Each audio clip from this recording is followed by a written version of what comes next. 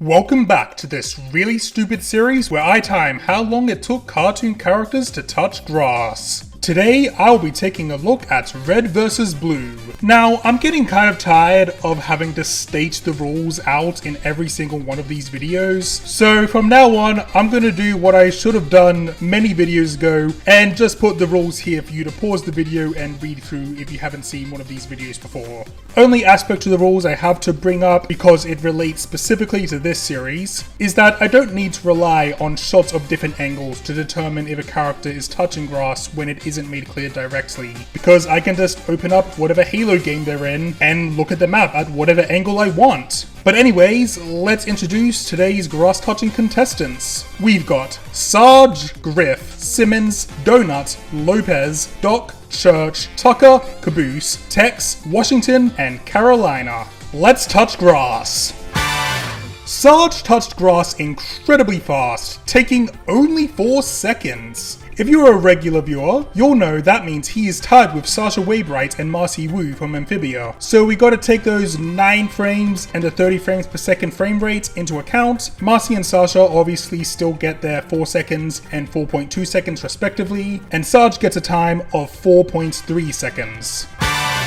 Griff also did very well. Episode 1 has nothing, but the first thing he does in episode 2 is touch grass in 1 minute and 42 seconds. Not much else to say really, he just touched grass right alongside. Despite touching grass at the same time, the show cutting back to Griff before Simmons means his time gets to be slightly lower at just 1 minute and 35 seconds. And look at that, we have another tie! This time with Old Man McGucket from Gravity Falls. So again, let's turn those frames to seconds. McGucket's time is now 1 minute and 35.4 seconds, and Dick Simmons gets 1 minute and 35.3 seconds.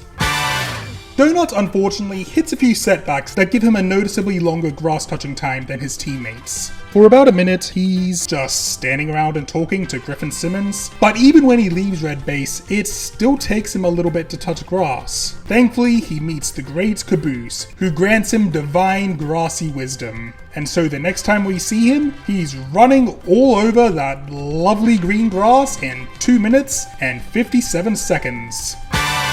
Lopez first appears driving the Warthog for a few seconds. We don't see him get out, but he would have had to touch grass to get out. So we wait until we know he's out, and we now have the first frame-perfect tie in this series, excluding instantaneous grass touching and no grass touching at all, since the first video in this series on Infinity Train. Just like his creator, Lopez touches grass in 4.3 seconds.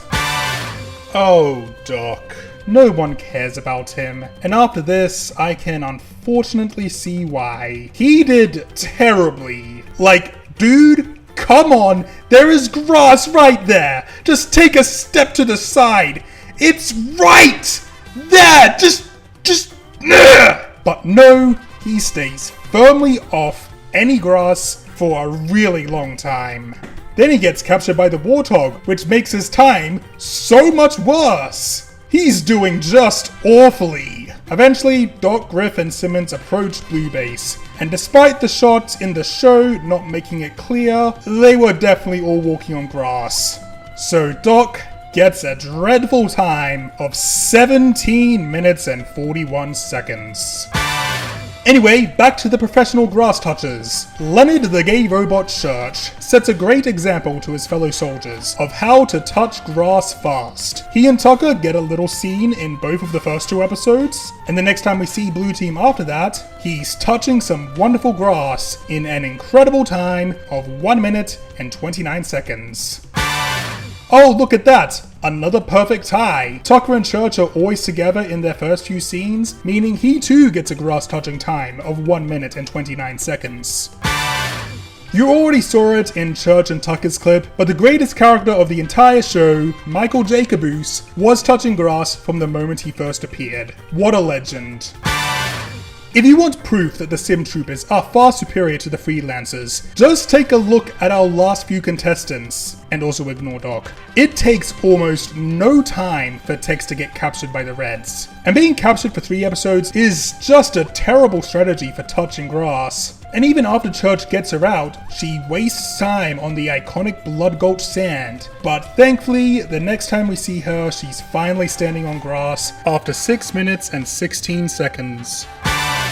Good old Agent Washington technically made his first appearance in the Recovery 1 miniseries, but since these videos only include the actual episodes of the shows I discuss, him touching grass as he runs from York's exploding armor does not count. His first appearance in an actual episode is both a blessing and a curse. For a big chunk of it, he's just standing in the background, listening to the conversation Counselor Price is having with Walter before he is properly introduced, and once he's got his mission, he wastes no time, arriving in Blood Gulch and touching grass in 5 minutes and 8 seconds.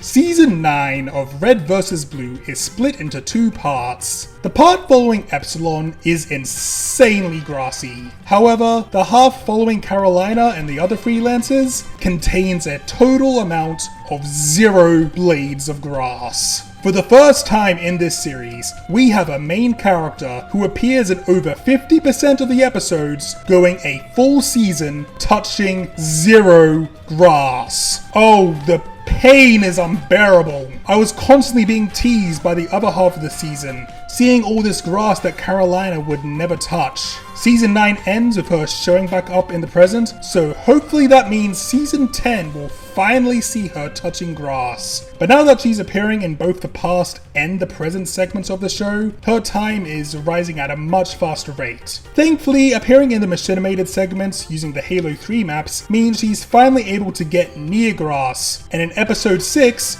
she finally touches grass in an awful 42 minutes and 32 seconds. I don't really have much to say for this outro. It was fun going into a show that's pretty different to a lot of the other shows I've covered in this series. And as for the next video in the series, I honestly have no idea what it's gonna be on. Maybe I'll finally get around to doing that video on Transformers Animated. Or maybe it'll be something completely different. We'll see. One idea that I've had for a while is taking all the characters that I've timed throughout this series and separating them into different categories to determine what factors make a character a great grass toucher. So let me know if that's something you'd like to see. But thank you all for watching, and thank you for all the support I've gotten over this past year. It's been amazing. But my name's Dr. Lumington, like and subscribe to make me smile, and I will see you later.